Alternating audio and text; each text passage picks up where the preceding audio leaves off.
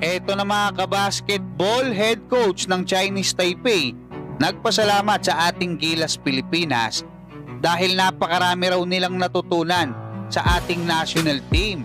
At Kai Sotto talagang nilamon daw ng buo etong Chinese Taipei at tinawag pa nila na New Hope of Philippine Basketball etong si Kai Sotto. At dahil naglabasan na nga yung mga offers kay Kevin Kiambao diyan sa Division 1 ng USNCAA, diyan sa Japan B-League, sa Middle East, saka dito sa isang professional basketball diyan sa Amerika, saan nga ba dapat maglaro etong ating pambatong si Kevin Kiambao. Pero bago yan, huwag kalimutan mag-like at mag-subscribe bilang pagsuporta. Dito nga sa inilabas na balita ng Yahoo, diyan nga sa panulat ni Lu Tuanhong ay sinabi nga ng head coach ng Chinese Taipei na si Coach Sang Mausen na thank you Philippines. So bakit niya ba nasabi yan mga kabasketball? Kasi nga dito raw sa naging laban ng kanilang kupunan sa ating Gilas Pilipinas, dahil daw talaga sa size difference, no, mas malalaki kasi etong ating Gilas Pilipinas, especially nandiyan yung 7'3" na si Kai Sotto. Talagang nawala daw sila diyan sa penalty area or diyan sa ilalim. Hindi raw talaga sila makalusot diyan sa ilalim mga kabasketball dahil yung depensa ng Gilas talagang napakatindi. Yung opensa nila mga kabasketball hindi makalusot. Kaya nung first half tinambakan sila ng 25 at nagtapos nga na may 53 na lamang etong ating Gilas Pilipinas. At shock education yung sinasabi niya rito mga kabasketball, no? Natuto raw talaga sila sa ating Gilas Pilipinas, kaya nagpapasalamat sila na binigyan natin sila ng magandang laro at napakarami raw nilang natutunan dito sa game na to. At sinasabi niya na gagalingan na nila sa susunod at naniniwala siya na itong game na to ay magbe-benefit itong mga players, yung mga young players ng Chinese Taipei, especially yung mga lumaban, no, dito nga sa ating Gilas Pilipinas para sa future ng kanilang mga basketball career at ng kanilang basketball team. So napaka-positive na itong head coach ng Chinese Taipei mga kabasketball. Very good yun.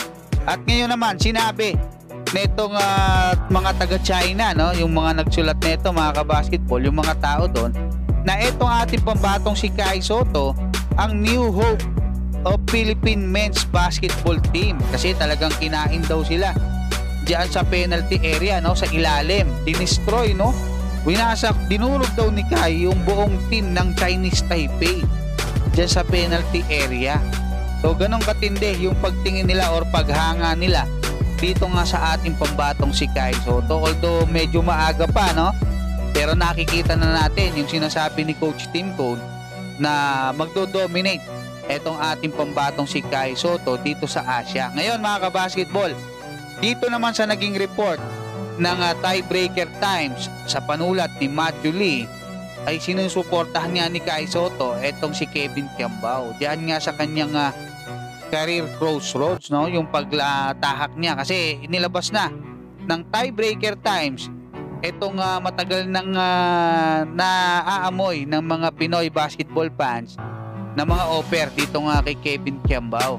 Kasi nga napakaganda ng pinakita niya sa UAAP, dito sa Strong Group Philippines diyan sa Dubai. Kaya naka-attract siya ng mga interes sa iba't ibang parte ng mundo, no? Meron siyang offer mula sa USNCAA Division 1 at gusto siyang pag-transferin doon, no, from UAAP papunta doon. Bilang college player lang mga kabasketball, hindi pa professional. Ngayon, meron ding offer mula sa Japan B-League. Alam na natin yan, marami yan mga kabasketball. Sa Middle East, saka dito sa isang US professional basketball. Sana NBA G League Ignite yan mga kabasketball. Kasi kung ako papipiliin, diyan sa mga nabanggit na yan, walang walang Europe, no, walang EuroLeague. Ang pipiliin ko diyan mga kabasketball, yung NBA G League Ignite. So bakit? Kasi unang-una, kung matatandaan nyo, maglalaro sana dyan si Kai, pumirma siya dyan, no? $100,000 yung kontrata niya dyan. Yun nga lang, dahil sa masasabi kong na-excite siya dahil nga sa paglalaro niya dito nga sa ating men's basketball team, yung debut niya dito sa ating Gilas Pilipinas, pinagpalit niya mga kabasketball. Kumbaga kahit na pinigilan siya noon ni Brian Shaw, sabi niya unahin mo tong dito sa NBA G League Ignite.